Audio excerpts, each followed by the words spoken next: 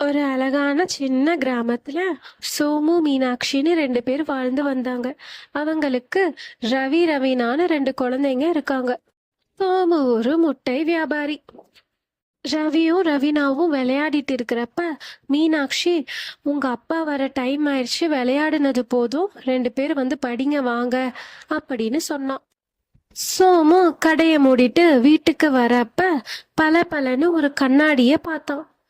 என்ன இந்த கண்ணாடி நல்ல பளிச்சுன்னு இருக்கு அப்படின்னு அந்த கண்ணாடிய வீட்டுக்கு எடுத்துட்டு போனான்.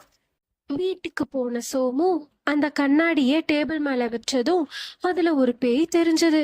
அந்த பேய பார்த்து அவன் பயந்துட்டான்.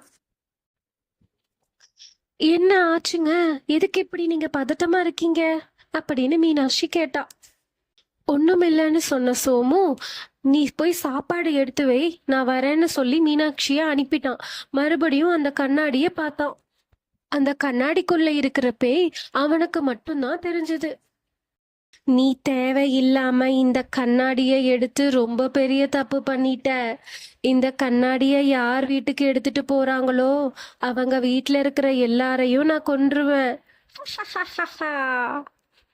நீயும் குடும்பமும் ரொம்ப சீக்கிரமா இந்த உலகத்துல இருந்து என் உலகத்துக்கு வர போறீங்க. பேய் சொன்னதை கேட்டதும் சோமு அந்த கண்ணாடிய தூக்கி வெளியே போட்டுட்டான்.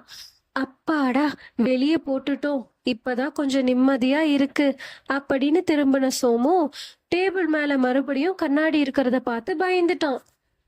நீ என்ன நினைச்ச? கண்ணாடிய வெளியே தூக்கி போட்டா என்கிட்ட இருந்து தப்பிச்சிடலான்னு நினைச்சியா?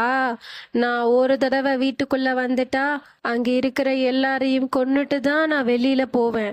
என்ன நீ அவ்வளோ சீக்கிரத்துல எல்லாம் வெளியே அனுப்ப முடியாது.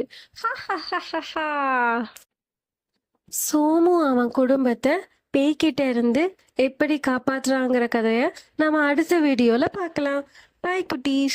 உங்களுக்கு என்னோட வீடியோ பிடிச்சிருந்ததுன்னா லைக் பண்ணுங்க, ஷேர் பண்ணுங்க, சப்ஸ்கிரைப் பண்ணுங்க. தேங்க்யூ.